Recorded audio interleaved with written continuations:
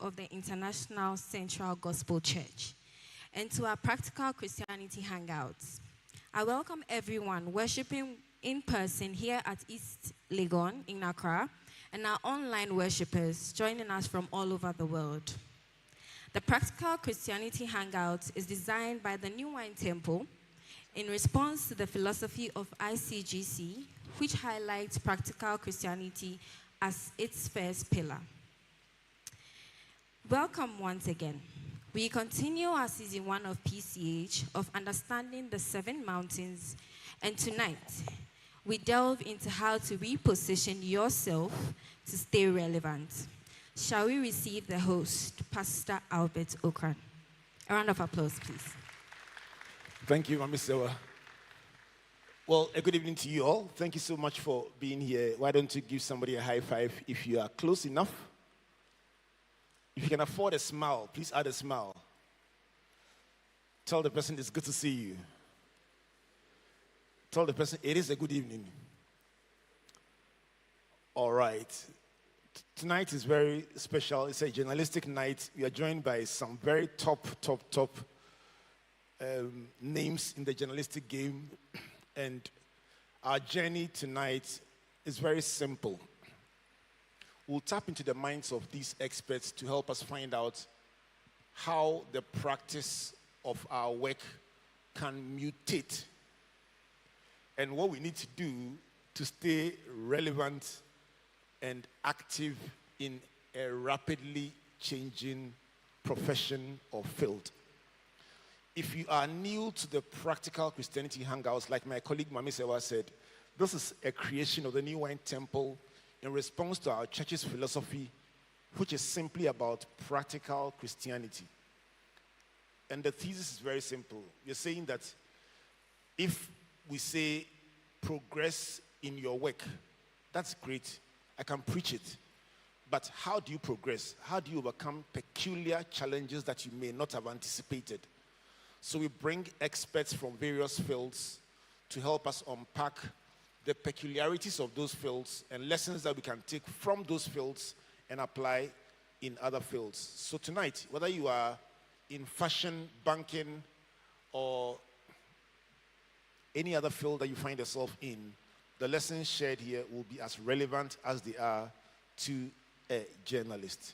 I have so many very special friends here who are here for the first time today, but permit me to welcome Michael Otieji. He's an avatar in the journalistic field. Michael, thanks so much for honoring us. Good to see you. Please take a seat next to Niyama so that we can ask you some of the questions.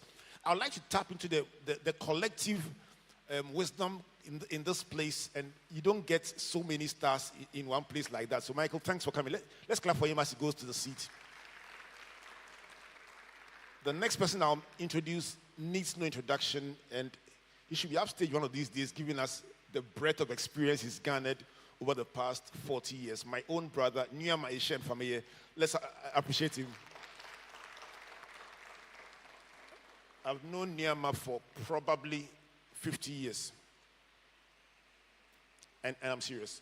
From primary school, so that's as far back as we go. Somewhere in Takrady, that's where we started life from. So these are all communication and journalism practitioners at the very highest level. So I'm going to go on to our guests for today. We have 2 guests bringing us insights into repositioning and how to stay relevant in your field. Just to give context once again, we've had conversations since the month of February, from the first week of February about different fields in what we call the 7 mountains of influence. And today we are having a confluence between business and communications and career. So the thoughts today are dedicated to you, both in person and all joining us online across the world. We have 2 speakers for today, and we get to have someone with probably about 30 years or so experience, thereabouts, in journalism. Makes him feel old, but 3 decades of experience in journalism, seen different faces, and held his own all through the years, bringing us perspective about experience and, very importantly, how to stay at the cutting edge as technology, as new media, as trends change the face of our professions. We'll also talk about the dance between your technical ability and your managerial ability. Also bringing us perspective today is a bright young journalist, specialist in his field in sports, who has made a name for himself. And I'm going to throw in a caveat. He's my son, and you know that, but I love him to bits.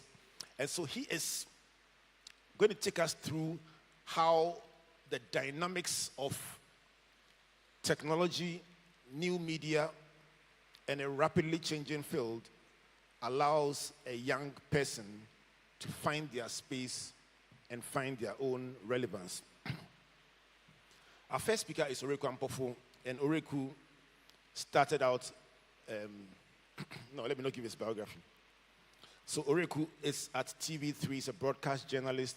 He has very strong presence on social media. He started by calling himself a data journalist and therefore became very known for his data analytics.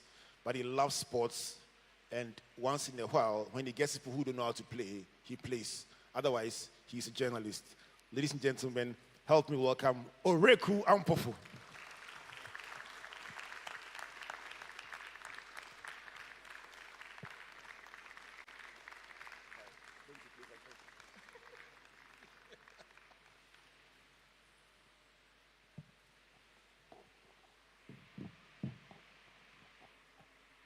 Hi, everyone. My name is Oreku Ampofo, and I see very familiar faces here. If you are here, the chances of you being at my wedding is very high. So, yeah, that shows how important and dear you are to my heart.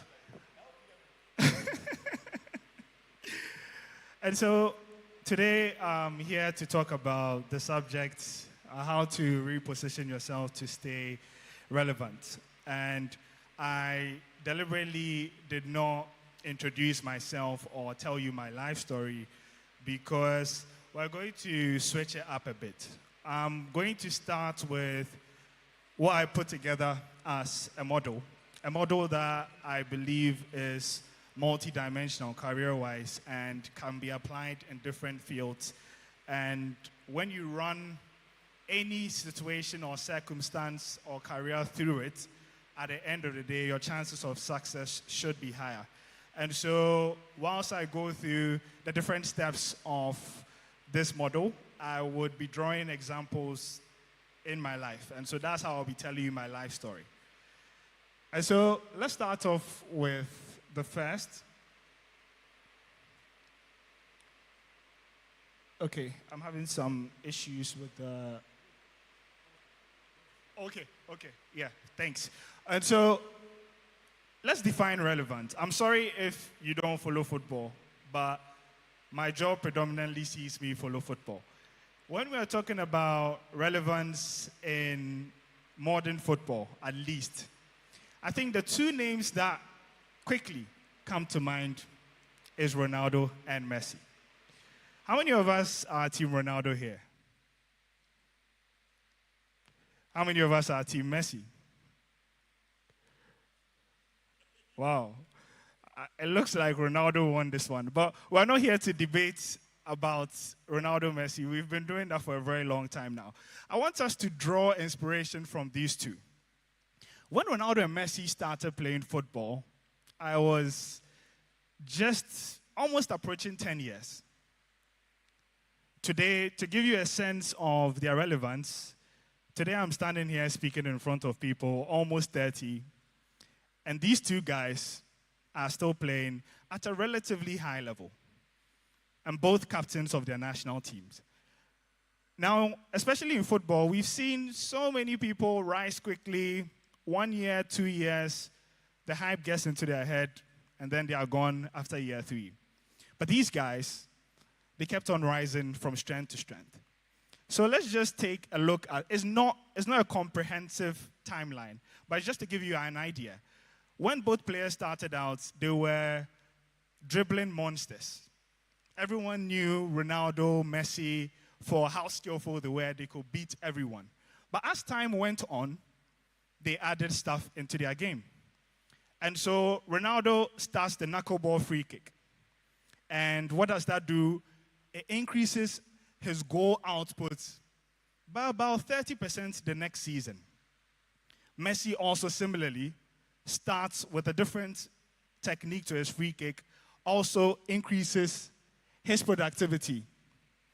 And then later in their career, we see that Ronaldo starts to move from, being that young dribbler on the touchline that goes past 6-7 players, now starting to camp in the box, focusing a lot more on physicality, i.e. his jumping, his ability to hold up the ball, strength, shooting, and all of that.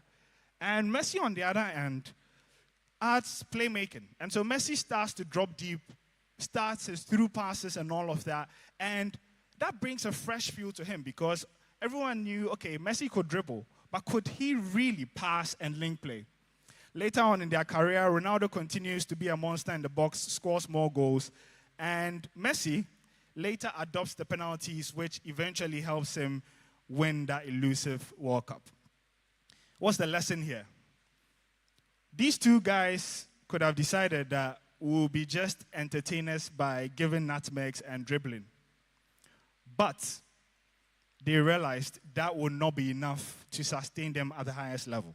And so now we have an idea of what relevance is. Let's go through the model. We start off with the first factor, and that has to do with assessing your strength. Now, this is where I'll draw inspiration from myself. When I was in high school, I remember I was in Presec. The day I wrote my final WASI paper and I got home, I went to knock on the door of my father and mother and told them. I remember we had just come from teen camp the week before. And I told them that because I knew my father and mother are very spiritual people, I've never said this story anywhere. I told them that when we were at teen camp, the Lord revealed to me I was supposed to be a footballer. I knew that was the only way I could convince them, and I was very serious. So I remember in that moment, my mom looked very convinced, and she said, you know what, we're going to give you the chance that you want. And so at that moment, when I assessed my strength, everyone was like, this guy is good, this guy is fast, this guy can play. So I wanted to be a footballer. That was my strength. I knew I was good at football. And then we can move to number 2 for the first iteration, scan the future. When I slept, all I dreamt about was scoring at the World Cup for the Black Stars, playing for the national team, playing for Barcelona, playing for the biggest clubs. That was what pushed me. That was what gave me motivation to work harder. And then number 3, I took a position. The position was that I was going to try and be professional. And so my mom and I drove around Accra a whole week looking for academies, looking for teams to get a chance to trial. And so after many trials, we got the opportunity to play with Quants FC in Dome. And this is where number 4 comes in. Now I got into a Division 3 team. I had to back it with some intentionality. So what do? I wake up at 4 a.m. every day. My mates were having fun, partying. I mean, you just finished high school. Come on. You have 3 months to live your best life. But I'll wake up 4 a.m., cross the Adenta Road, go and wait for a trotro all the way to Dome to get to training at 6 a.m. And because I knew that I had to catch up on time, I stay with a coach in Dome till 4 p.m., and then I train in the evening, and I come back. For about 3 months, I didn't have a life. That was all I was doing. I didn't even have a phone with internet or anything. I just went there, trained, sleep, woke up, trained. So that was my life routine, and that was my intentionality. Unfortunately, within these 3 months, I was scoring, I was playing. But here's what's important. I got stuck at number 5. Why? No one was noticing me. No scout was telling me, I like this kid. I want to move him to a level higher. So then comes that realization. I have other people who chose to stay at Quants. And that's a fair option. Maybe in their life, they decided that they would continue to push and hope for something bigger. But there is that need to also realize when you get stuck in the iteration that maybe it's time to go back. Because you can spend your whole life pushing through number 5. And unfortunately, the thing about this model is that if you don't get to number 6, you do not see the full benefits of the reward. And so I went all the way back. And this time, the beginning of the chapter was at ICGC. Kept on playing in school, but then I started writing again in sports. I remember Benjamin Epton, he gave me my first opportunity, asked me to write on Baba Rahman. I wrote a story about Baba Rahman, and with my first article, Ridwan Ibrahim Asante, formerly of Joy, reached out to me on Twitter that he liked the article, and that was the beginning of my journalism journey. So I scanned the future again. This time I didn't see myself at Camp Nou or playing at the World Cup. I saw myself on big screens, on TV, on radio. That was the dream. That's what motivated me. So I took a position. I want to become a sports journalist. So we moved to number 4, back with intentional actions. Once again, I've never told the story, but my parents used to give me a budget when I go to ICGC. But that money was finishing fast. Not because I was using it to chill, but from ICGC, I would take a straight taxi. ICGC is in Berkusu, Eastern region. I would take a straight taxi all the way to Joy to just go and be on a show and then take a car back. No one gave me 1 cedi for that because I'm not an employee. I'm not an employee, sorry. I'm not working for them technically, so they don't have to pay me. So for many times, I was using my own money. So I'd have to go back to my father and text him that, oh, I need about 700 cedis for IT textbook. We're in the house of the Lord, so I'm confessing all my sins. When the money is sent, I'll use it to take straight taxi. My taxi was called I think Danny, yes, Danny, a ICGC driver. That's how I store his name. I'll take the taxi. There are times I'll go on the transfer deadline show, come back at 2 a.m., and then I have class at 7 a.m. But I kept going because I had to be intentional. And this time, luckily for me, I got noticed. And so I get noticed at Joy. I move on to do my national service. I get there. And, you go through the whole meal, production, a lot of production, learning, following presenters and all of that. And at the beginning, getting noticed is nice. But after some time, you realize that, everyone has moved on past this young boy who came. And so you want to get to number 6. That's leveraging opportunities. And so I remember one time, after my service, I had a conversation with my dad that, I want to be different. I want to be different. I think, being just a normal presenter is not enough. And so we spent about almost 1 year brainstorming. That's how I decided that I wanted to go into data journalism. Why? Because I came back to assess my strength. And this time I had a degree in computer science. And so I was more abreast with technology. So I added that to my skill set. And when I scanned the future again, I saw data journalist. So I took a position to become a data journalist. And I don't know if you guys remember, but there was a time my Facebook page was Oreku-Ampofo-data journalist, because that was the position I took. Back the way, intentional actions. And when a match is coming, sometimes I'll sit down, I'll do about 4 or 5 hours of research, just hoping that Jordan Ayew score so I can post this tweet. Then Jordan will decide not to score.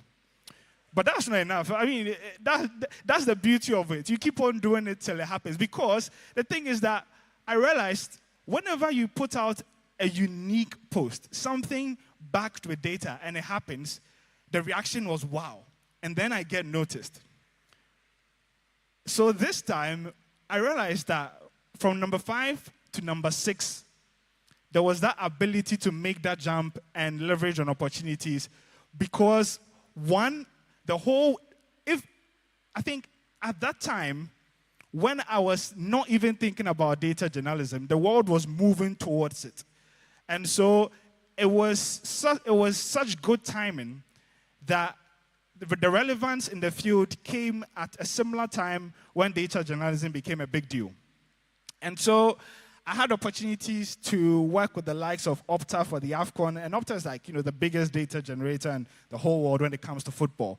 So I leveraged on that opportunity, and once you do well with that, more opportunities come, and I think from there I've had different opportunities.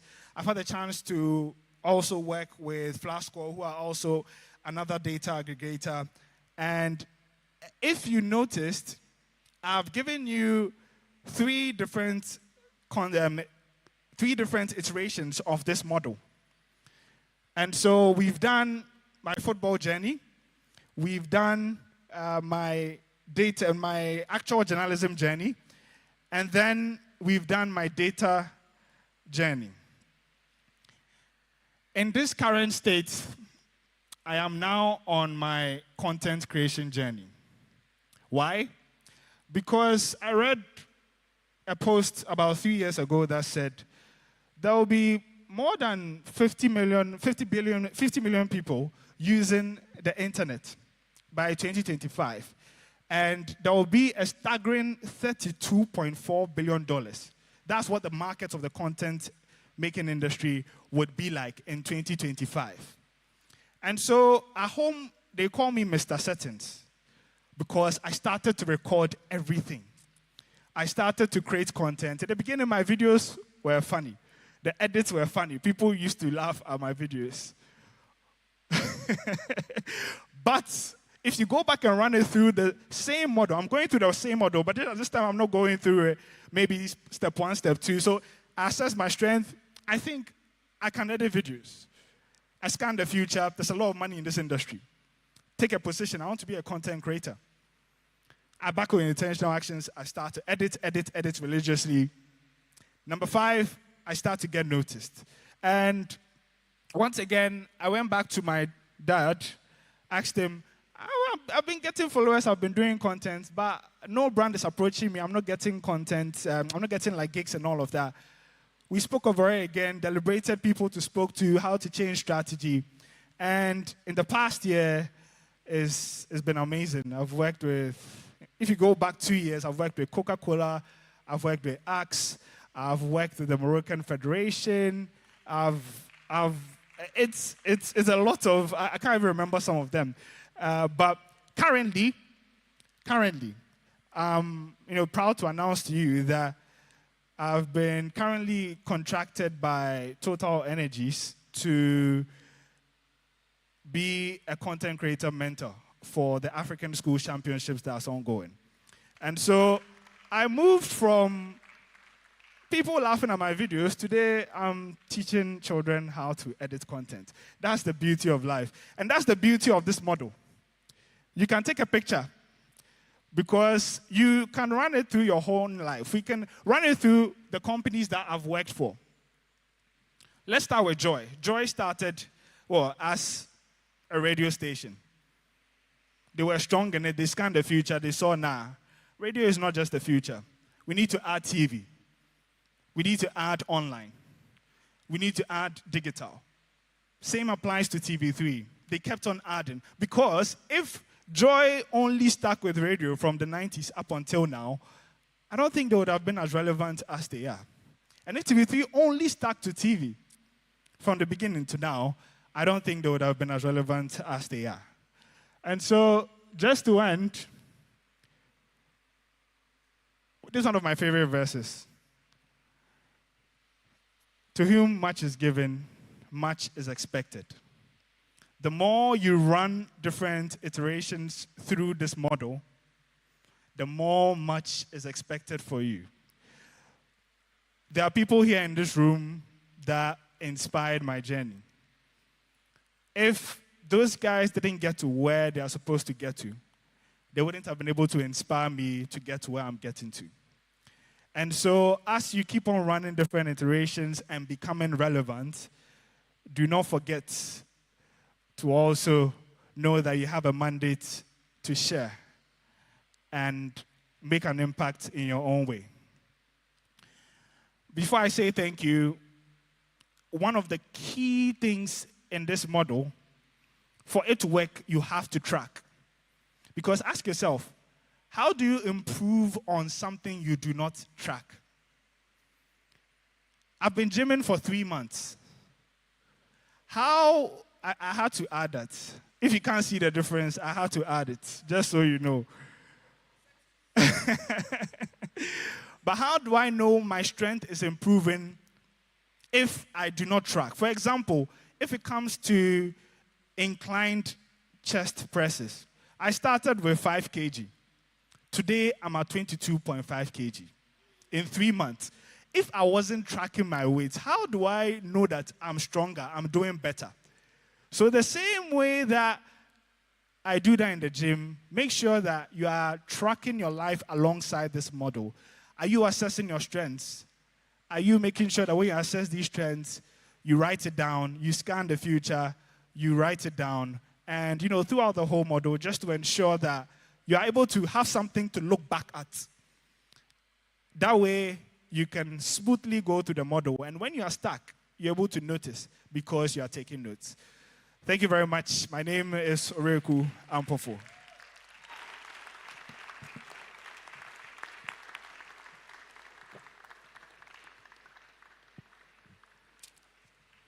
Thank you very much. I'd encourage you to write down your questions because I have 3 questions myself, but today I'll hold back my questions and take your questions. I leaned over and asked my brother Nyama, how do you, and I'm very serious about this question, because I can relate very much to the fact that if you stay sometimes in one particular area and stay there too long, the cheese can move in another area and you'll be found obsolete. The question is, how do you smell where the next big thing would happen? Please reflect on this question, and if you have an even more difficult question, please write it somewhere on your phone, on your notepad, because when these 2 are done, it will be time to actually ask them the questions. How do you know where the next big door will open? So Nyama and Michael, please chew on this as well, because when we throw the questions up, we'll throw some 2 down, and we'll throw some around. But are you glad to be here? What the 6-part model? Number 1 is what? Assess your strengths. Number 2, what did you get in mental? Number 2, scan the future. Number 3, take a position. Number 4, back it with intentional action. I won't tell you which one is my favorite. Number 5, get noticed. And number 6, leverage. Leverage what? On the opportunities. Which one is your favorite? Pardon? Rhoda, which one is your favorite? Intentional action. Number 5, get noticed. I've noticed you. Give me 5. Miss Yati, give me 5. Your dad is coming in a minute. I've noticed you. Which one is your favorite? Anybody here? Which one is your favorite? Number 1, assess your strengths. Why? You know what step to take to manifest your career. If you don't know what your strengths are, you don't know your weaknesses, so you can't work on yourself and improve. The other interesting thing, Michael, is that I asked Theophilus whether this model is applicable in his life, because I can see the same model in his life. So it means you must begin from number 1. If not, somebody is doing number 3 and then you just jump in and think number 3 is the action. If you have not done your number 1, you can chase somebody's dream fruitlessly. What do you think? I think that the model that Oreku has put up is, in many ways, maybe the most strategic approach that you can take. So you have a clear idea, even if your first assessment is, I want to be a journalist, you must be absolutely clear in your mind what is my level of interest. Because Theo will tell you, my senior from journalism school, that even by the time we get into journalism school, after the first year, the first thing you do when you get to the second year is you are required to pick what your specialization will be. It's not what you will necessarily become, but it's the first base by which you are being asked, what do you see yourself doing in the next 5 years? And I've seen a lot of journalists in this country, and a lot of them started from base. Kwabena Yeboah studied sports journalism at the Ghana Institute of Journalism. It was the reason I went to the Ghana Institute of Journalism to start with. But you get in and you begin to realize that maybe the area that I've chosen is not there. I didn't want to be a broadcaster. I just wanted to write. Because also, when I started in the late 90s, everything was about writing. You dreamt of working for Graphic Sports or for Africa Sports. But by the time I got out of school, there were too many radio stations that needed too many personalities. So you scanned the future. You said this was where the direction was going. By the early 2000s, everybody was building websites. My Joy Online was a big deal. Ghana Web was. And I figured, if I stay just writing and talking, I will get lost along the line. So for me, the model is really, really important. But I also said on one program with Nana Banamwa some time back, the thing I liked about Reku was he made a simple decision very early that there was a data gap. It's something a lot of people don't do. And there are a lot of young people here. Too many young people don't sit down to say, this is the industry I want to master myself in. Where is the gap? Because I interview too many people come for mentorship sessions, and you ask them, what do you want to do? They say anything. It's the worst answer you can give anyone. Because if please write down these points, because I know you didn't advertise Michael as a speaker, but some of the things he's sharing are lifesavers. Anything. Yes, yeah. Which is never something. Great. Yeah. I've seen one of my favorite people, Yao Fusula, be sitting across the board. And when we met at TV3, it was obvious that too many journalists were just simply going to the stadium. Has Kotoko 2, Kotoko 1.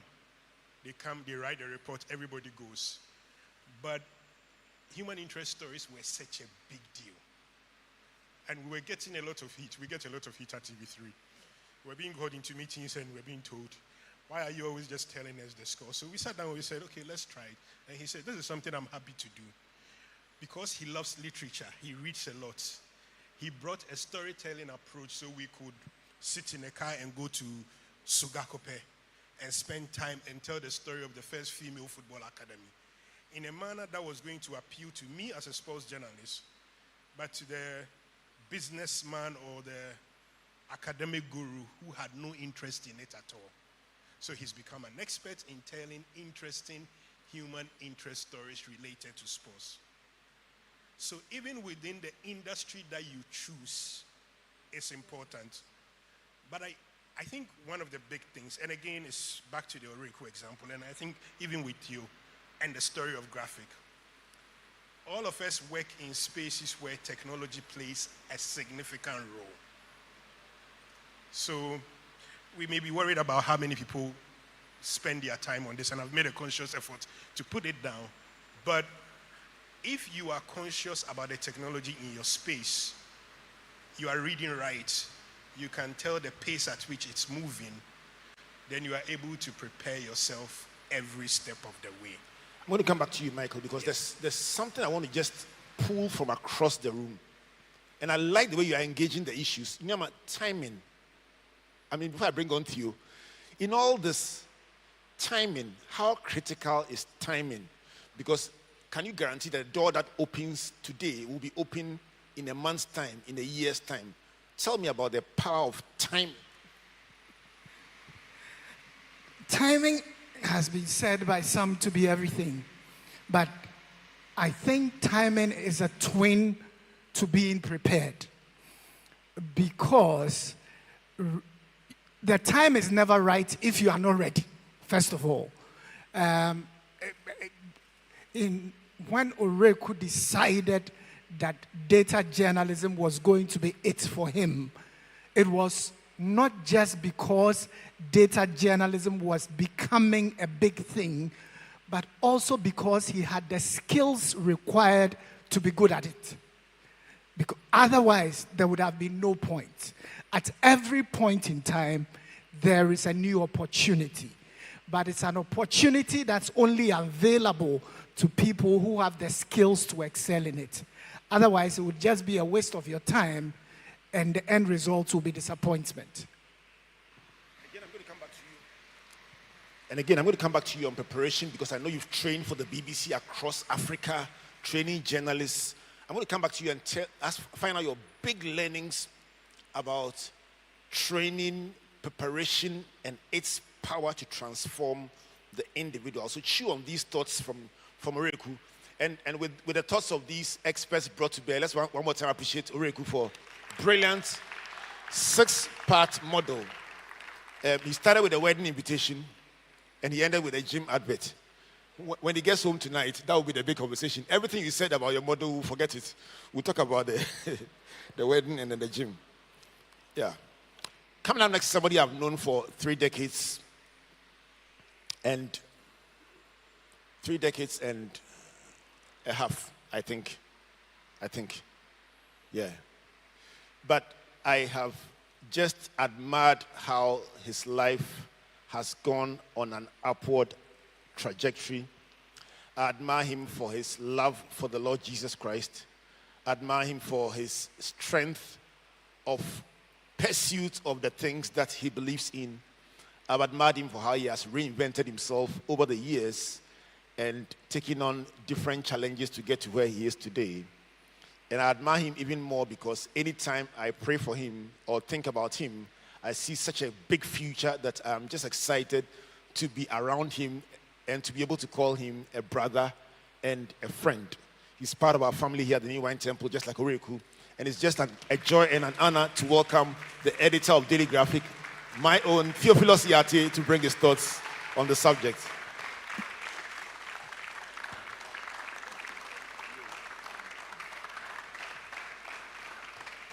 A Wednesday Chapel Club.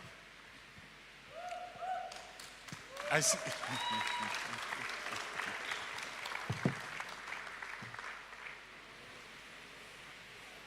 There's born before computer, and then there is those who were born as computer babies.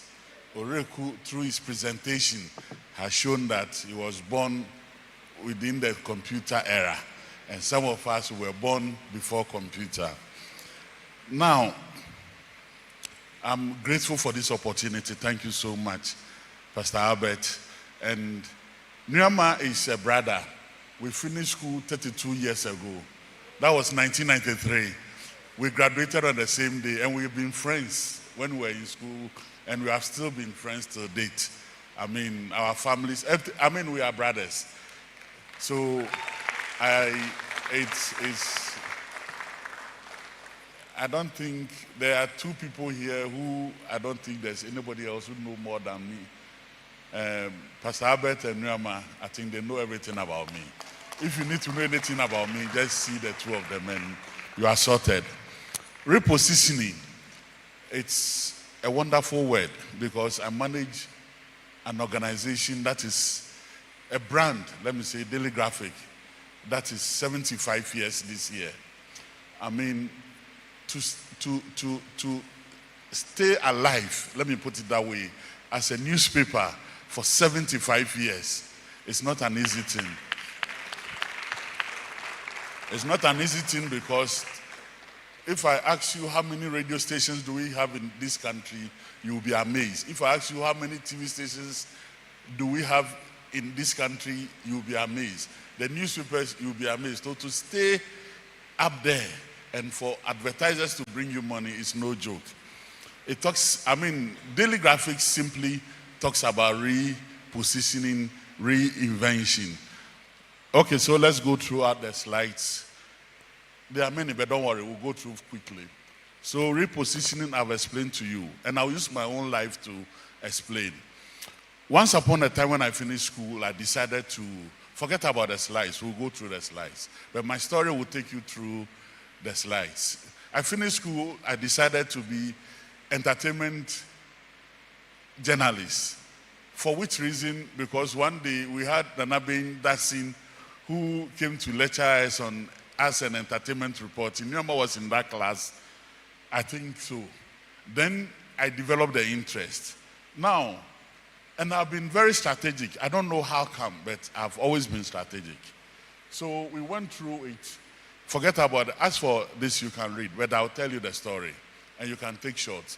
So I started journalism. I realized that as an entertainment, there was Baba Abdullahi and there was Nanabin Datsin. And those days, it was just Mirror and Spectator. And those two were the big wigs. Everybody was following them. They didn't like gospel for some reason. So I decided that let me focus on writing on the gospel music. Gospel musicians needed help. So I was there, and those times I was very young. I mean, in my early 20s, I had wild ideas. I was giving them, and for some strange reason, they were working. Everything was fine. It got to a point, I realized that I needed to be intentional in what I'm doing. I needed to be deliberate. So, and I look ahead, and I ask myself, if they ask, every time that's the question I ask myself, that look, if they are looking for the best entertainment reporters, or as an entertainment reporters, would they look for me? The answer then was a big no. Then I asked myself, what am I doing here? So let me move. So after a while, I moved. I started doing general reporting. At that time, I was with Ghanaian Times. No, Spectator, then I moved to Ghanaian Times. Then I was just learning. I was very young, so I was just learning, asking all the questions. I was telling Pastor Albert a funny story, but it wasn't funny at that time. And I was a good boy. Everybody likes me. When you send me, I will go. When you send me on assignments, I will go. So one day, I got some letter which says that I've been given some merit increment, some increase in salary. You don't want to know how much it was. It was 5 pesos today. Then, and I was so happy, I ran to Pastor Albert and I said, see, I've been promoted. He looked at the letter and he said, look, why are you doing this to yourself? No, if it's like that with you, the Pastor Albert you see is a very fine, sweet man. But when he really wants to be the real Nanewusi, he was like, Theophilus, why do you do this to yourself? You are qualified to sit on my board. Why are you collecting this and you run all the way to come and show this to me and you are happy? Look, my front desk lady earns more than you. And that was the turning point for me. I stood there. I didn't know whether to move, whether to sit. And there was lunch in front of me. And I remembered it was wache. It was in front of me with water and everything. I didn't know whether to eat or not. If you ask me where did that letter go, I can't tell. I didn't know where that letter found itself. The point I was making is that I knew I needed to reposition. Sometimes some of these experiences help you to reposition. So straight away, I realized that no, there's no future in what I'm doing. And I love journalism too. So I wasn't ready to leave. So I needed to do something to add value to myself. Okay, so there was intentionality. I was deliberate. It wasn't a one-off something. It was something that you needed to work on consistently.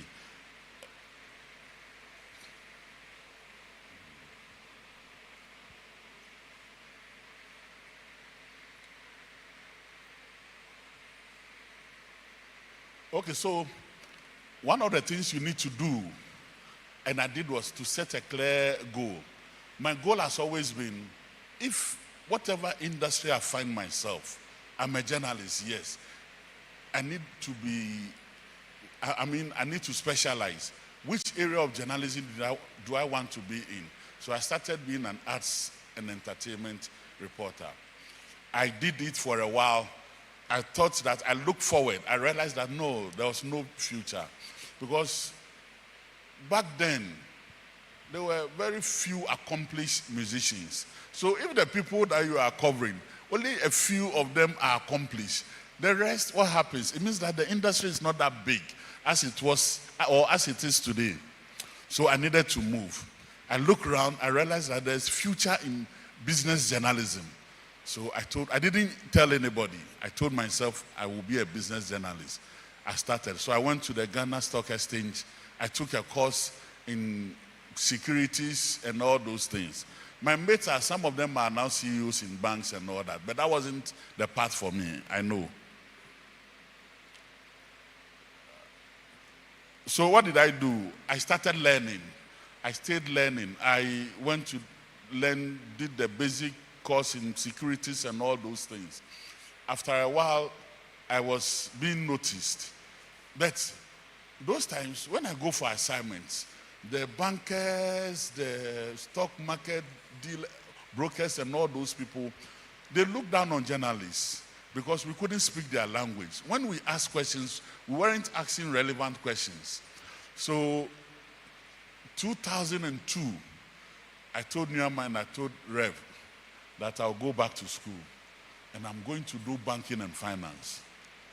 It was a course at that time I regretted because I didn't understand. And I'll share with you, today is funny, but it wasn't. I remember one day I went to Pastor Albert and I was like, you know what, Master, that thing, I know the C top. And he said, look here, my brother, it's better to get a C in the course that will help you in the future than getting an A, which will not take you anywhere. So be there. I'm an arts person. Now I'm doing financial accounting, stock management, portfolio management.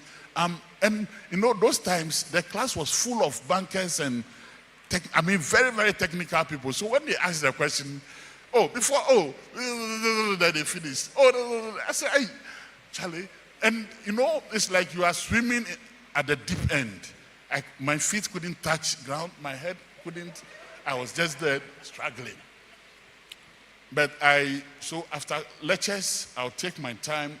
I made sure I got one or two friends who were bankers, then they will explain to me. Because those times, the lecturers were bankers, some were CEOs and things. So they knew, they understand. And the teacher and the students too same. So we were about just 2 or 3 in their midst. So we didn't understand anything. But the good thing about me is that the head God gave me is a good one. It's big, so it can process. Oh yeah, it can process. You can insult me, but when you put the books down, I know how to get my A or my B plus or that one. I'll get it. So I would go through them, and little by little, I became a master then. So my reportage, I got noticed. I started going to Washington. I started going to all the big places. I started interviewing the big CEOs when they come to the ministers, the prime minister, all the people. I started because I understood the issues and I could relate. Now, you must always adapt to change. So I moved from being an entertainment reporter. So when I was entertainment reporter, that was where I started working with the musicians. I work with soul winners. I work with Daughters of God Jesus. I work with Pastor Joe Beecham. All those at that time, I worked with them. Reverend Neo Kine, I worked with all of them. But I realized, like I said, the future not good. So I had to change. So I had to change to business journalism straight away. Now, I realized also that at a point, but I'm sure the slide will show, I noticed the key moments. Sometimes the key moments are not moments that are pleasant. That's one thing you should know. Are not moments that are pleasant. Are moments that your egos will be bruised, there will be failures. Those are your key moments. And if you notice those key moments, you will do fine. I have compressed the story, but there were times that I'll go to Pastor Albert, I'll go to Nyama, and I say, brother, that thing is not the work. They say, we will stay there, stay there. There were times I tried moving from what I was doing, and it didn't work. I said, look like me and journalism, we are Siamese twins. I benefited by building connections. Some of you, you must learn to build connections wherever you find yourself. Today I can sit here. There's the IMF World Bank spring meetings going on. I don't know whether I can share this because this is public. But look, I know to the top that if you're a journalist in Ghana and you want to cover, they will call me to find out, do they think this person should come or not? And based on your accreditation, then you can get a visa and go. You know, why? Because I made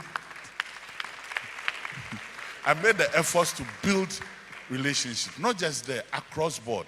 I always, and I've benefited from some of these relationships. It's very important wherever you find yourself, make the conscious. Don't say that as for me, I'm anti-so. No. It's very, very your social capital. In reinventing yourself, the social capital is very, very key. You must also learn to think outside your box, because sometimes when you find yourself in a very creative business, like journalism, whatever, you must always have a plan B.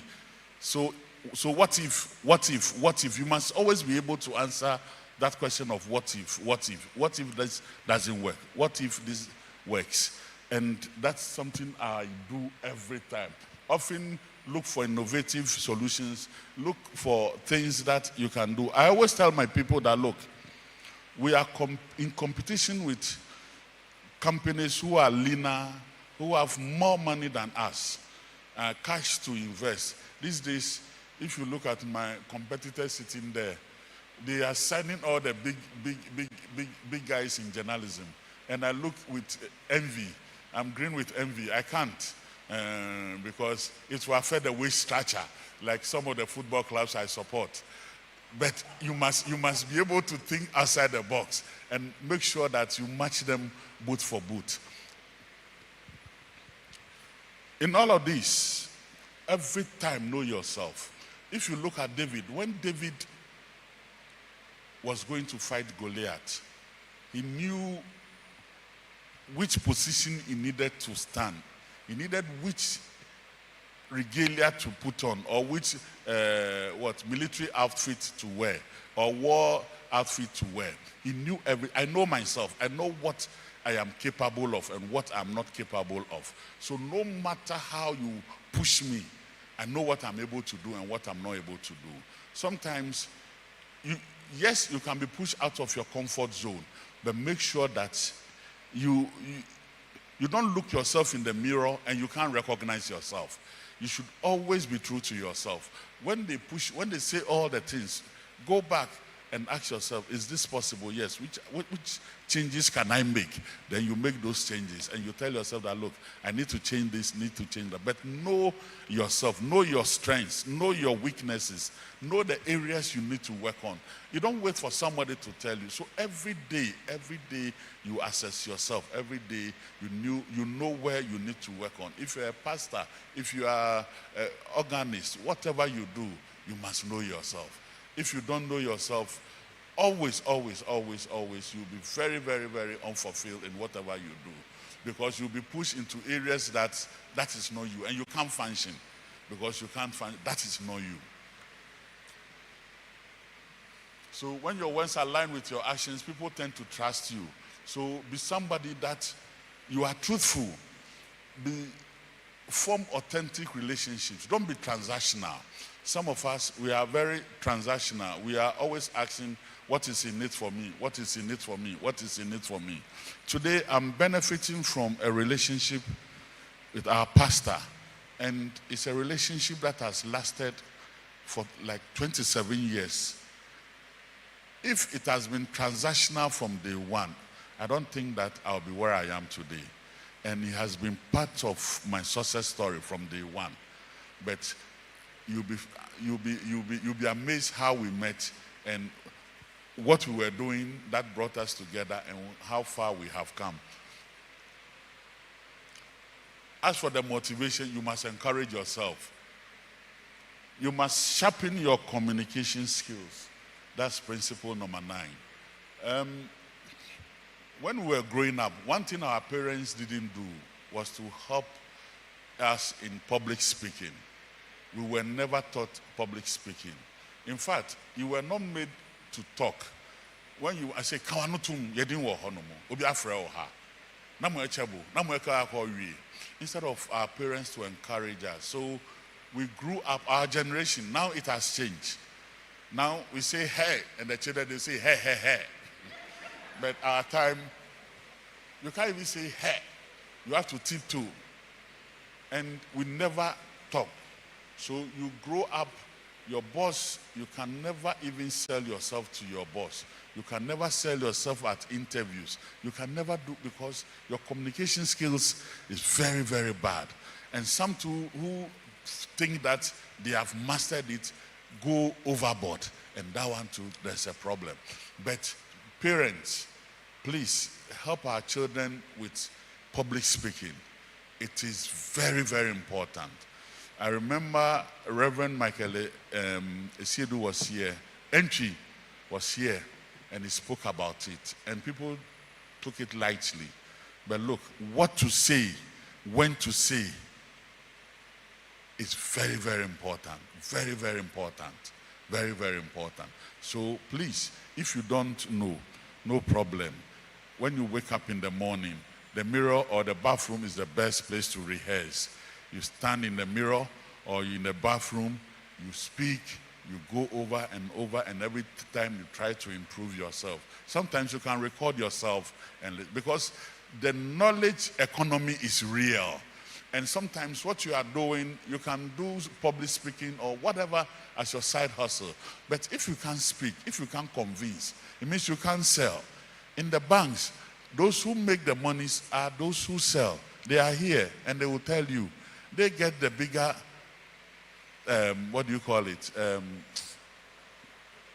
bonuses because they sell. Those in marketing, those who do, they don't get much.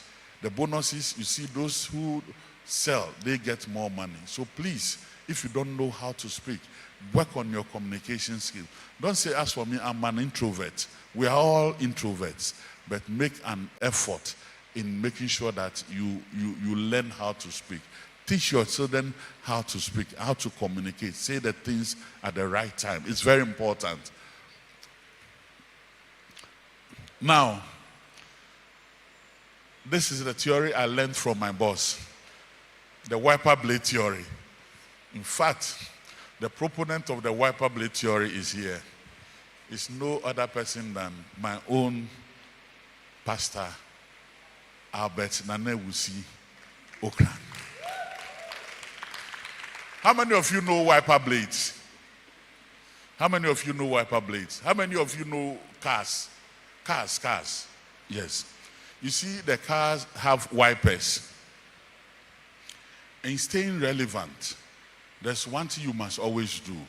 You must let people know what you always bring to the table, else you sell yourself short. So let me explain the wiper blade, then we'll end it. You know, when you take your car, you park anywhere you go, some people will come and they will wash. When they wash, they put the blades on the windscreen. You won't notice, you come from your meeting or wherever, you come and sit in the car and you move. But those who are very smart, when they finish washing the car, they will lift the wiper blades. So the moment you sit in the car, you can't drive because the blades are up. So you come up and you have to put them down. Then when you put them down, then you turn around, you realize that the car has been washed. So you will now ask, who are the people who's the one who washed the car? Then you see them imagine, no. Then you will be forced to tip them. You always have to find a way of letting people know, your bosses, your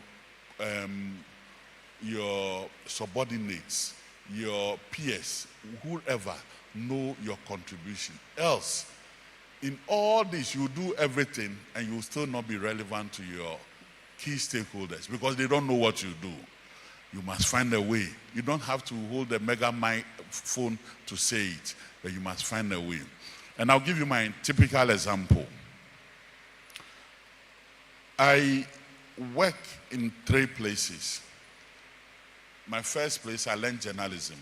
My second workplace, I learned the commercial side of the business, because most journalists are good with writing, but they don't have appreciation of where the monies are coming from, how is the business run. As for them, all that they do is to write or to go and sit behind the console and talk. Whether money comes into the business or no, they don't care. The third where I am now is where I learned my leadership skills, or I honed my leadership skills. So my career is in 3 phases. And in all of them, when I joined Graphic is a state institution, and there are certain subcultures, and the culture then was not friendly to an outsider. So no matter what you do, there's a Ghana term they use, achu amambamba ye, ya ye jumano omubabidi. Whether you have come to add or not, they don't care. Oh. The moment you come, no, achu amambamba ye. So the atmosphere is hostile. So I realized that no matter what I do, and I was doing a lot. I was bringing in the money, everything. So I started telling my MD, my directors, in small meetings and all that, I'll make sure that you know that I did this deal, I brought this advert, I did this, I did that, I did that, I did that. Before you realize, everybody was talking about you. You know what that means? You know, normally when a decision is being made about you, you will not be there. People must talk for you. So if the people who are supposed to make the decision do not know what you bring to the table, how can they talk for you? So you sell yourself short. So you find a way of dropping hints, letting people know, making your work speak for you when you are not there. So that was what I did in Graphic. So I started Graphic Business Editor. I moved to become Deputy Editor Graphic. At the same time, Graphic Business Editor, 2 roles together. Then I became the editor. There's another role, but I don't know. Thank you very much.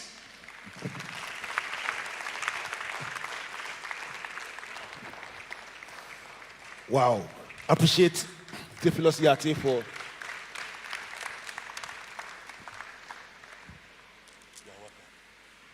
a round of applause for him.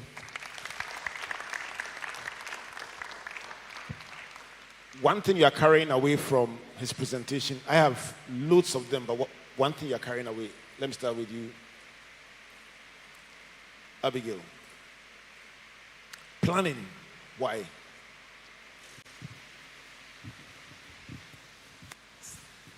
What about planning caught your attention? As an accounting professional, what about planning caught your attention? Because all that he said, you could see that each stage he plans what to do.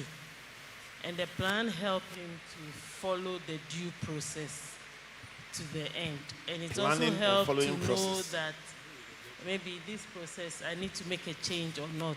So there's something guiding, so there's a plan. Okay, anybody else? One thing you're taking away from this? One thing you're taking away? Chief, one thing you're taking away from this? Which one?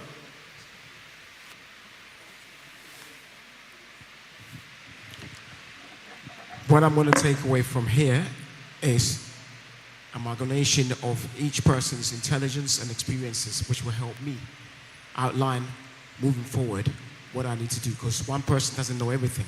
A collective, as people, we pick from each one according to our progress and our journey. And I've picked from each speaker what it is that will make me move forward. How many of you noticed similarities in the presentation? Very obvious.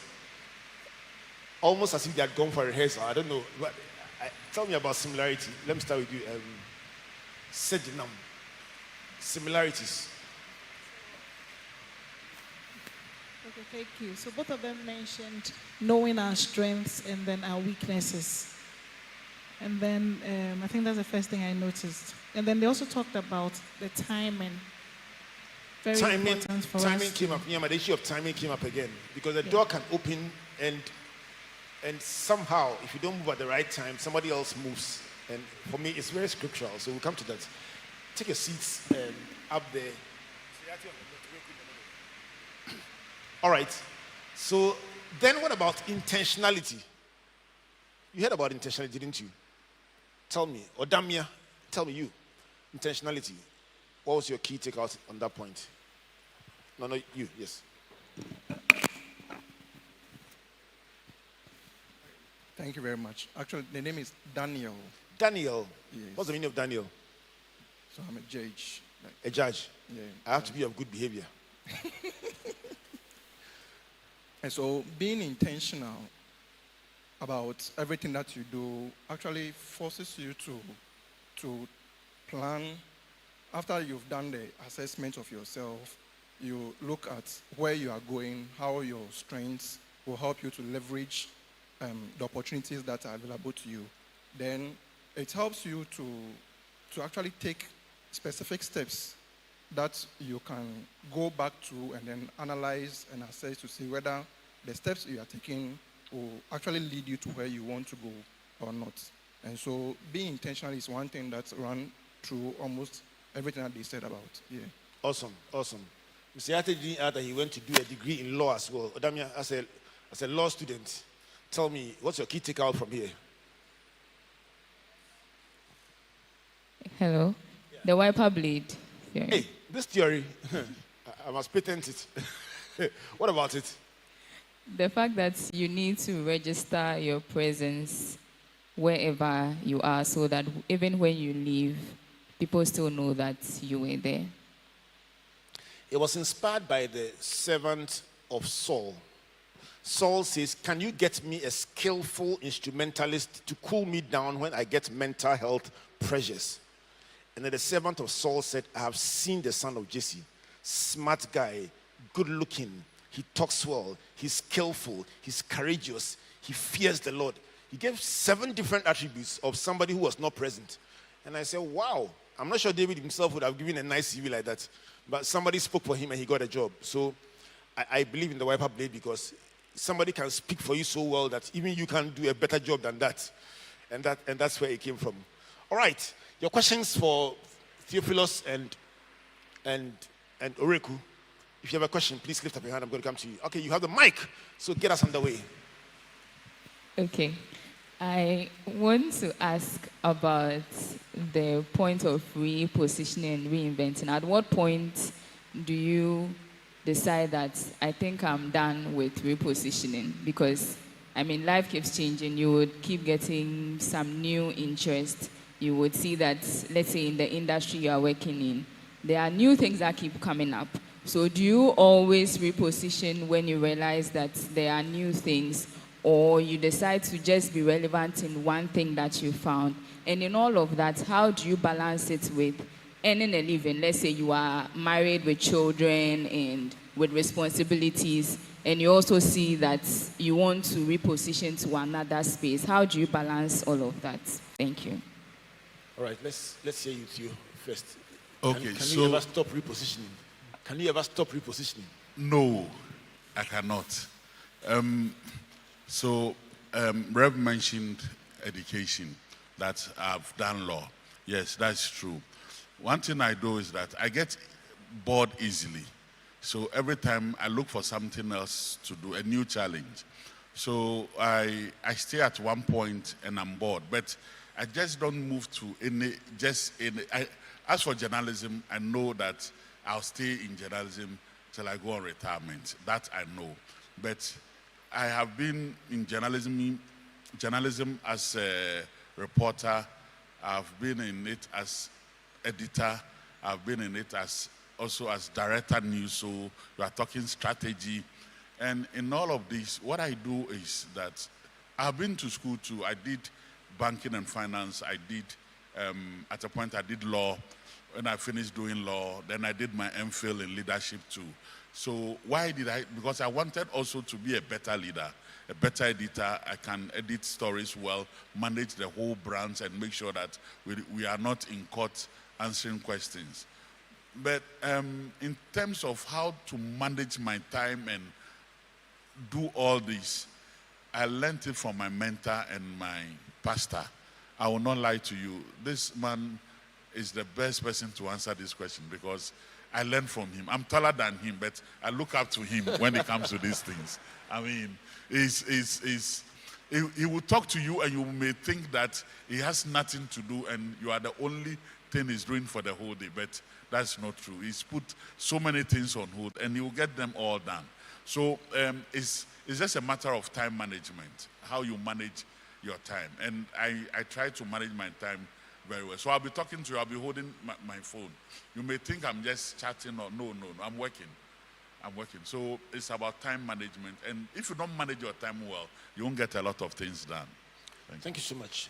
Ray, can you ever stop reinventing yourself? The thing about, if you go back to the model that I gave, is that a model never really stops. And you don't have to see it as more or less like a process. See it like a cycle of life. It's not something that you have to do, like be so deliberate about it. It's just part of you. And so once you see it as a part of you, it becomes a process that you do enjoy. Because think about it this way, right? We can use journalism. And maybe back in 2006, you were the best radio presenter around. Everyone started moving to the internet. And then you'd be like, "Sorry, internet, today, almost everyone is on the internet. So imagine you told yourself that, look, I'm the best radio presenter, I've stopped repositioning myself, I don't need to do better because, yeah. But you realize that in 15, 20 years, it's not because the people leave you, but guess what? You know the earth never stops spinning, right? The day the earth will stop spinning, that's the day that this cycle will end. And that means that day we are all never here. And so this cycle will go on and on and on and on. It applies to every industry. The best coaches from 15 years ago were playing a type of football, defensive, you play a long ball away, and they chase it, try and get second balls. No disrespect to them, but in that era, that was what was best available. Today, teams in the championship don't even hire coaches to play like that anymore.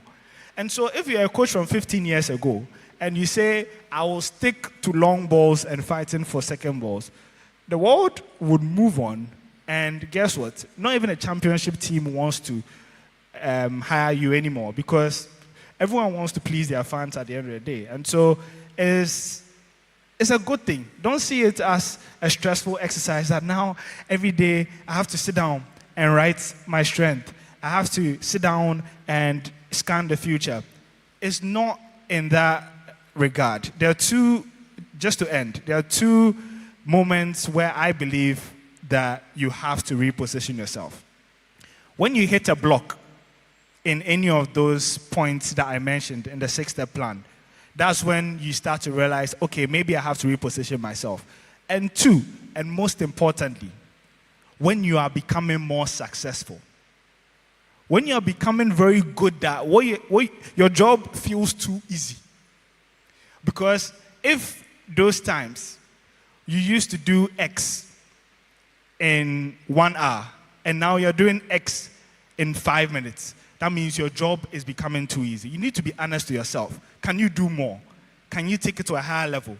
Goes back to the gym. 22.5 is too small now. Can I go to 30? Can I go to 40? Because if you don't do that, you don't improve. Round of applause. Obre Kwampofo and Theophilus Yate sharing their thoughts on the need for continuous reinvention. Yes, Babs. Let's hear you, Babs, on reinvention. So this question goes to Ereku. We have chats, don't we, all the time? So you say it's a model. I look at it more from the perspective of a conceptual framework.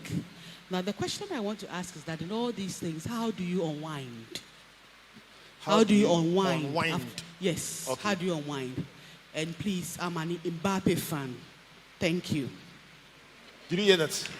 Yeah, I heard the end very well. Okay. I've never heard anyone say they're an Mbappe fan. Now you know. Yeah, now I know. How do I unwind?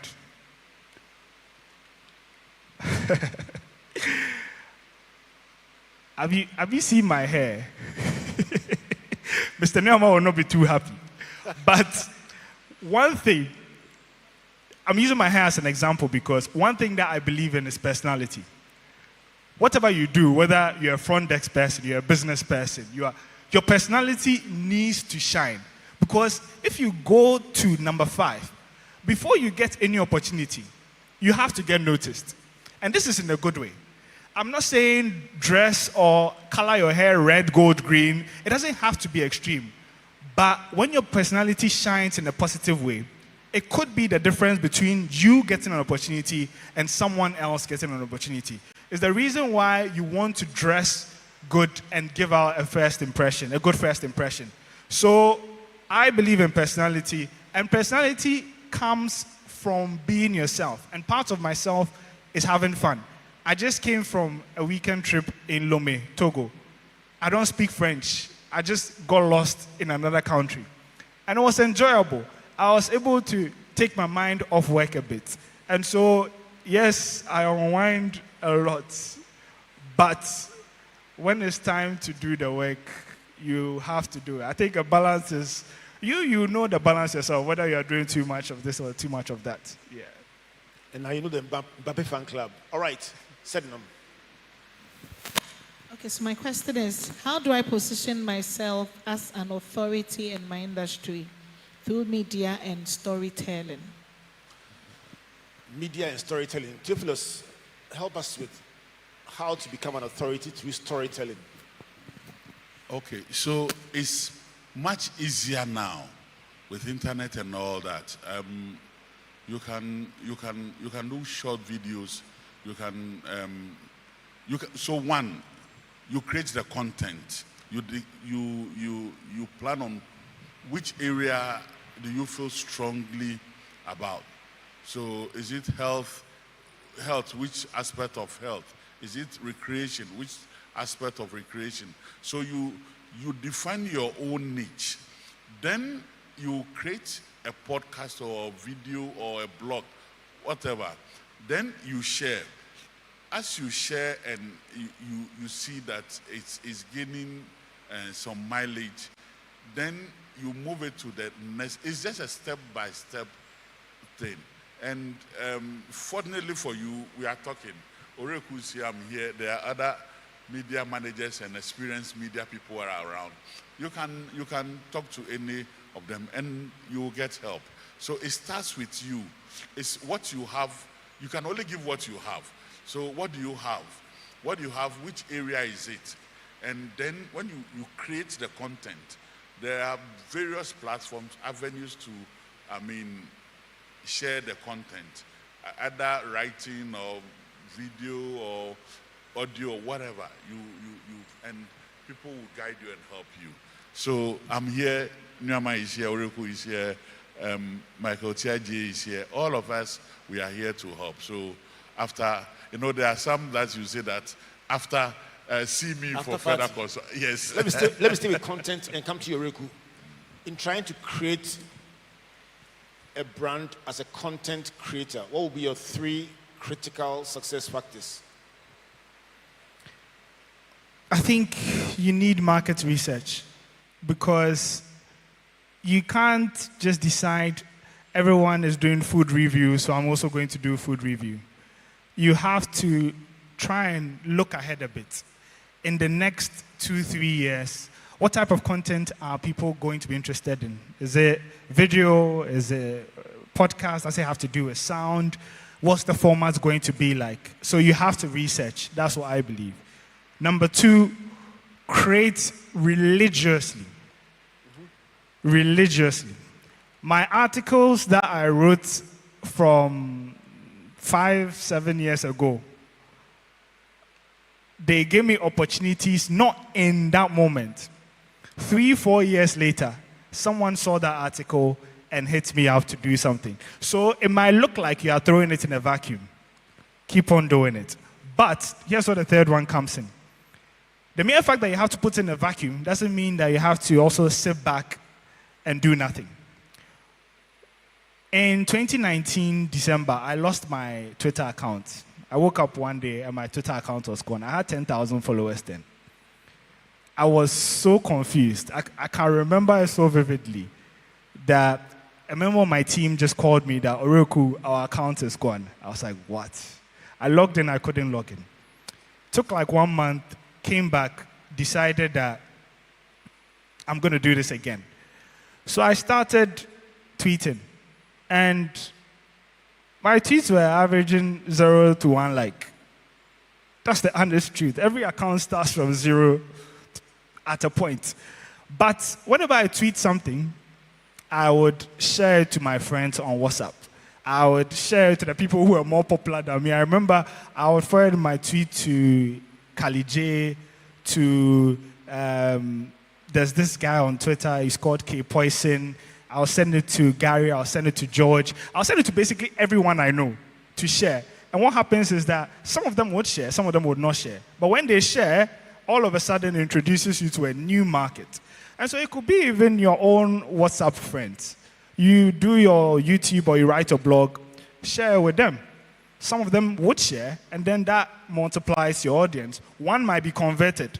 The converted one might also share it. And then just like that, once you are creating religiously and sharing, you will grow, you grow, you grow. And that's what I did with my social media.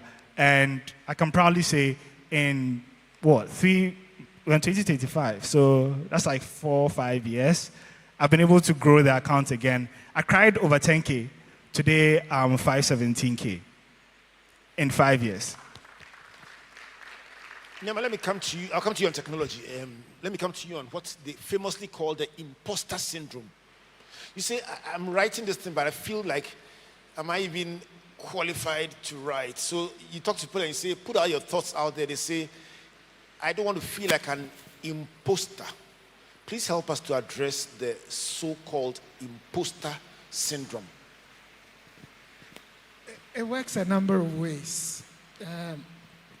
One is the feeling of being inadequate. Right. I think it's the easiest way to explain it, where you are benchmarking yourself against people who are at the top of their game and wanting to start out and feeling assuming, for example, that I wanted to be a sports writer. I am sure I would have that sense if I compared myself to TJ. This is something he's done virtually daily, several times a day for like 20 years. But the important thing is to remember that every journey begins with a step.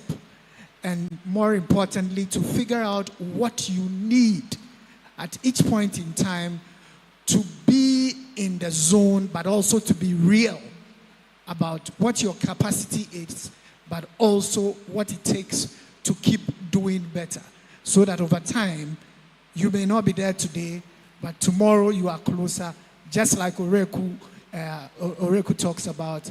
It's about continuous progress, because that's what gets you there ultimately. Excellent. One thing I would say, Michael, is that technology has changed the world as we know it, and in a sense become a leveler, because where we were coming from and where the world was reaching without technology would have probably been so many years behind. But how do we leverage technology in whatever field you are in, whether it's in sports, in ministry, in anything? How do we leverage technology in our quest to, whether it's in the Oreku model or the Theo model, to hit the heights that you are aspiring to? I think the two models are pretty similar, by the way. I think that first of all, you have to be a vivid student of whatever field you are in. If you understand your field... What's a student? basically you must know your field inside out. It's not just what you do. So I may be a sports journalist. By my academic underpinning, my theoretical underpinnings, and everything about journalism should go way beyond just what I know about Liverpool versus Arsenal and the rest. So I should understand journalism from its basics. I should understand that journalism has been impacted greatly by every major shift in technology. So I would know that at some point, when printing technology became widely available, newspapers came alive. And they know that when radio came in, sometime after the First World War, everybody began to shift to radio.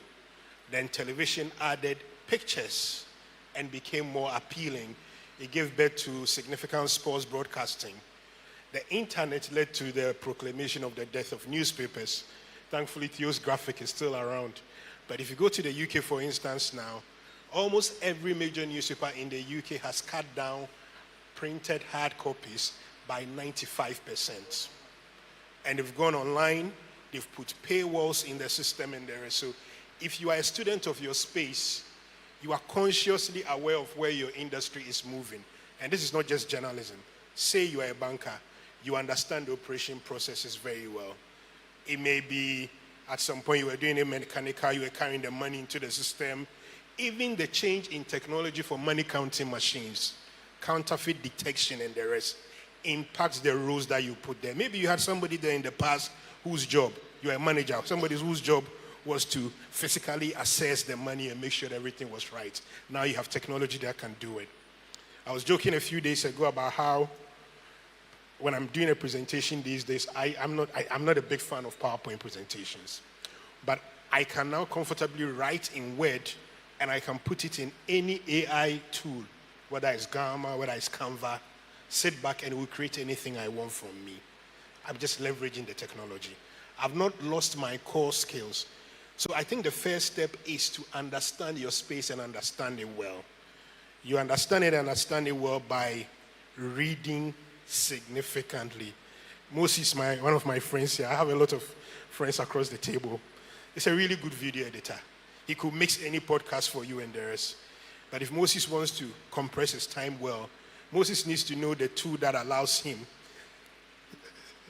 the funky one. He needs to understand which tool in his area would cut down his editing time from 3 hours to 1. Because you do production and you know, in production, speed is an asset. So I think that is just mainly knowing your space and being an avid reader. And it's something that I just learned from reading about more successful people. There's not a single literature that I've read that does not talk about how the number of books highly successful people read.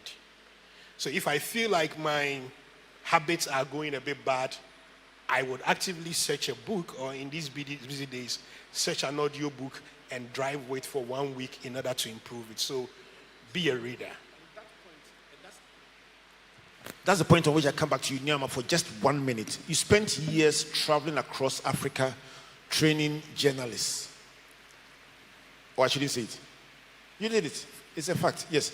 You spent years traveling across the continent training journalists for the BBC.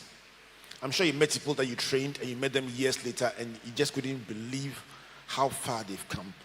As we begin to wind down on this all-important conversation, what I want from you is to highlight how critical structured training is in transitioning you from a place of disadvantage to a place of mastery.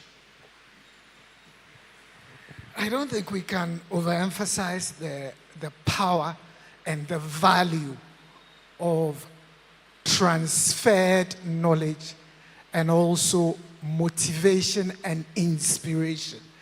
I think those three can be put together but can also be separated. Transferred knowledge converts into motivation and also becomes inspiration. There's the room and the need for you to be schooled in what you do, both formally and informally. But increasingly, it's also becoming easier and easier to informally learn a lot of very formal stuff.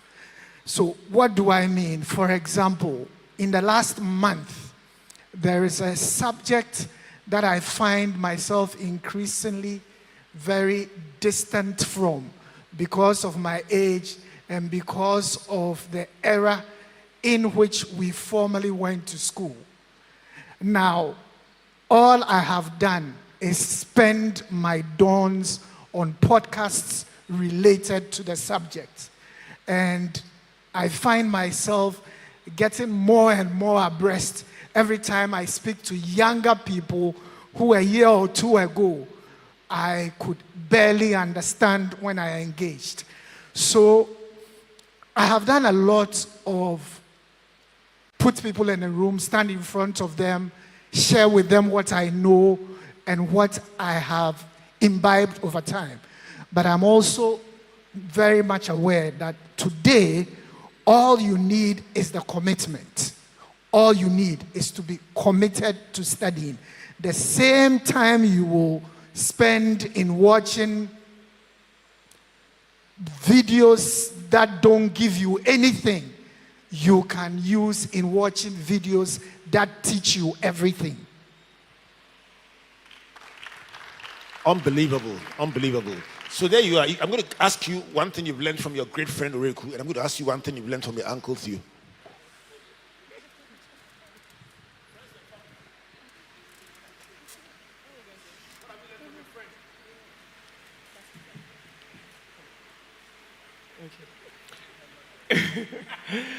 So I think consistency is key. It's something that we all have to be well aware of and understand how to use it to our advantage. They call that a narrow escape. Okay, what have you learned from your uncle? So you have to always seek knowledge. So definitely I feel like you have to strive to push out of your comfort zone when you're pursuing your career. He mentioned that he's a journalist, but he pursued law and banking, and it's a good initiative for us too, that we should strive as much as possible to learn beyond what we know. Yeah. Rhoda, I'm sure if you've learned something from your dad, you'll feel very proud that he has said something today. So please.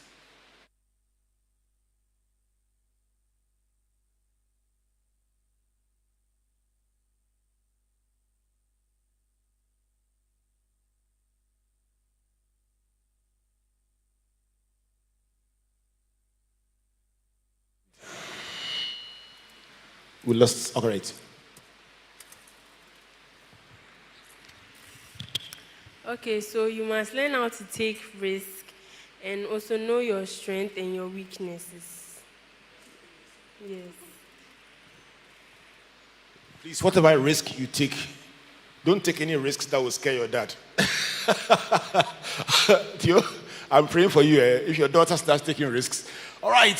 So on that note, we come to the end of today's conversation. I'm going to give the microphone back to first Oreku to give us his closing thoughts and Theophilus to give us his closing thoughts as well. And this will bring today's conversation about repositioning to a close. Okay, thank you for the opportunity once again. I just realized that Gary came, but he missed out on the points that I made earlier. It's key that he hears that he was very important in my digital journey. When I started, Gary L. Smith. Oh, is Gary here? Yeah, he is. Oh, change. Oh, Malikra. Ben Nabu. Oh, Charlie, hold on. Charlie, Baba. Your principality. Did you all see him? You just came. You know what? Even if it is 5 seconds ago, this is the Gary L. Smith. Gary. Oh. Gary is the one who held Oreku's hand, and I went to Gary and said, Gary, this is my son. Please look after him well for me. And I want to publicly say, you've done a brilliant job, and I'm proud of you, sir. Managing a wonderful brand and doing big things with Sport FM. Gary, tell me, we've been having a conversation about repositioning, And I'm sure it's very real in your life. But just as we wrap up, one point you'd like to leave this audience with about the importance of repositioning in a changing world, especially in your field, sports and journalism. Right, because it's late, I'll not want to waste too much time. Good evening, everybody. Thank you for having me. For me, the only reason I think repositioning is important is that people forget you very quickly. So you always have to give them a reason to remember you. It's as simple as that. Done. I shall remember you. All right, Gary L. Smith, incredible man, and a great person in the life of Oreku. Ray, closing thoughts. Yes, and so I would just wrap up with the most recent practical example of repositioning in my life. About just a year ago, Yao Fosu seated 3 chairs on the left front row. We had a conversation that we laughed about, and we were talking about the influencer marketing. And we talked about the fact that it looks as if every big deal or every brand wants to associate themselves with Instagram and TikTok. Now, here was the case. For my 4 or 5 years, I had been building my Twitter for, religiously. That's all that I do, Twitter, Facebook. But after we had the conversation, I was like, you know what? Maybe let me give my Instagram and TikTok a try. And so I got very active, extremely active, even if it was at the expense of my Twitter and Facebook. And interestingly, I think about 90% of the deals that I've had in the past year, they all came from Instagram and TikTok. And bear in mind, my Instagram and TikTok combined is nowhere near my Twitter and Facebook. But no brand has ever come to me that do something for your Twitter. It's always, can you do something on Instagram or TikTok for us? So the key here is that because we had that conversation and I have that insight, I'm able to deliberately build that path. And now when the opportunities came, I was ready. So once again, that's the most important thing about repositioning. I would have missed or would have never known of these opportunities if I was stubborn and stuck to Twitter and Facebook. The world doesn't mind stubborn people. You have to listen sometimes to where the wave is going. I kept telling myself, I'm not an Instagram person, I'm not a TikTok person. But where the world is going for the content creation and influencer marketing, it was all on TikTok and Instagram. So I moved there, and today I'm getting reward. It might be different with your field or wherever you find yourself, but I think the concept, the model applies. And just to wrap up, I would like all of us to go through the model again. I want it to become a part of you. As I said, I don't want it to become something rigid. I want it to become a cycle, something that you are used to. So we can go through again. I think it's behind. Number 1, we scan our lives. So let's say it together. So number 1, assess your strengths. Yes, so assess your strength. And then number 2, we scan the future. Number 3, I'm not hearing us all. Take a position. We take a position. And then number 4, you back it with intentional actions. And then number 5, get noticed. And then number 6, the most important for me, because there are people that get to the final step, and on that big meeting day, you are late, and you cancel it, and you miss the whole hard work you put in. And so leverage. When you get to that final step, give it your all, show your best foot, and trust me, you will succeed in your own personal way. Thank you. Oreku Ampofu sharing his thoughts. Yao, when he finishes, we'll send him an invoice for the discussion. Tiflos Yati, we've seen people hit the ground in journalism, but they don't get to stay relevant for 30 years and beyond. What will be your closing thoughts for this audience? Follow your passion. People have said passion doesn't pay, but these days everything pays. So when you follow your passion, you develop your skill in that area. And never ever be satisfied with the applause. Always there's room at the top. So follow your passion. Find, some skills to read, and always there's space, there's room at the top, no matter what. Don't let the applause, Paul says something, he said, this one thing I do, forgetting the past. Always, just keep pushing, Even when everybody is applauding, just keep pushing. Because, there's always space out there, up there. Thank you very much. Round of applause for Theophilus Yati as well. Thank you very much, Theophilus and Oreku. A round of applause for them. As you applaud, they both reinvent themselves. Thank you very much. You can come down to your seats now. Let me flip the program and quickly do the wow moment, and then we'll just wrap up with the offering and prayer. I want to say a big thank you to all the friends of Theophilus and Oreku who joined us today. All the squad. Morale for you, morale. Moses, Yao, and the whole squad. Akosia, all the squad, the whole squad here. God bless you all for the support. Special thanks to Michael, Niama, and Gary, seniors of Oreku, for coming to give him morale, and also friends of Theophilus for coming to give morale on a day like this. Let me put a smile on somebody's face by giving you a gift for coming today.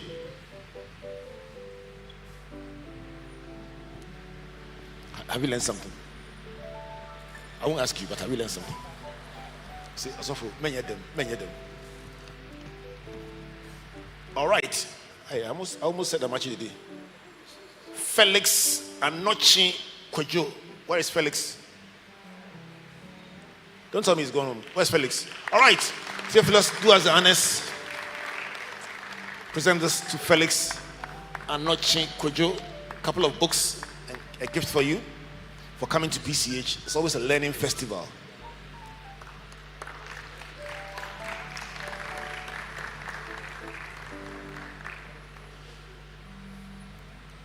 Thank you very much. All right, so we'll take an offering and then we'll bring the program to a close. I want to say a big thank you to you all for coming. The band will minister as we receive our offering.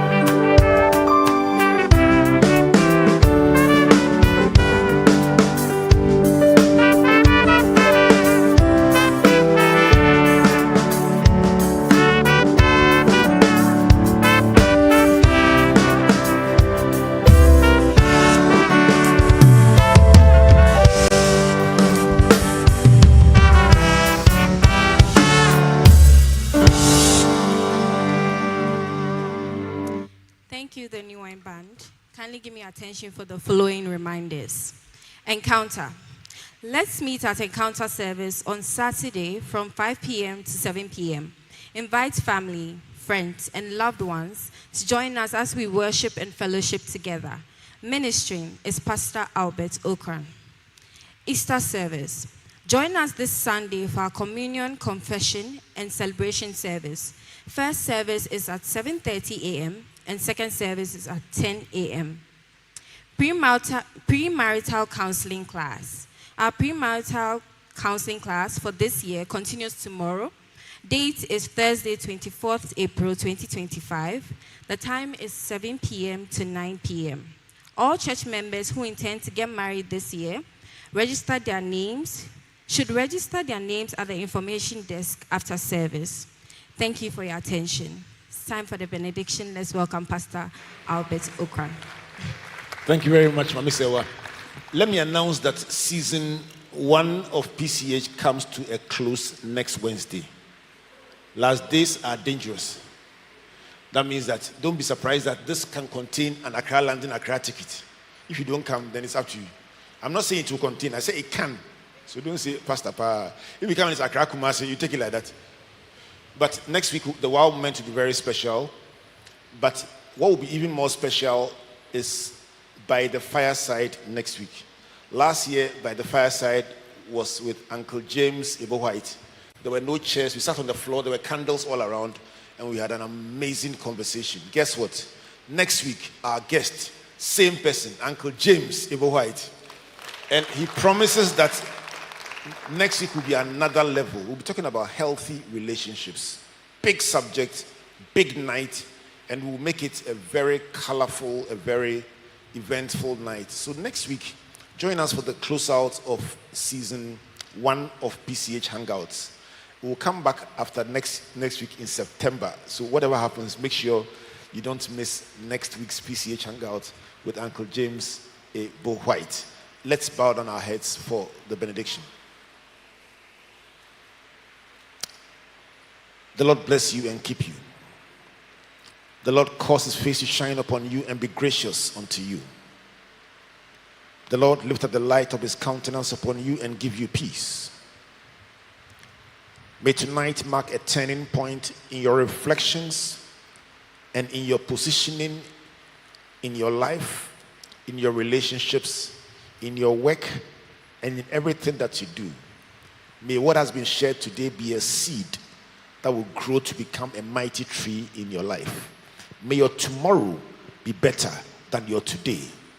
Go from this place with assurance of God's blessings, God's peace, and the joy of the Lord as your strength.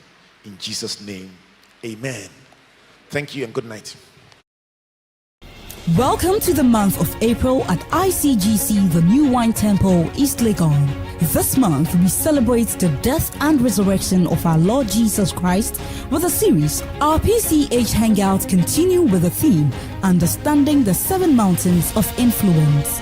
Join us every Wednesday evening at 6:30 p.m. as we engage top professionals and experts in various fields. This month we welcome Theophilus Yate, Oreku Ampofo, and Uncle Ebo White.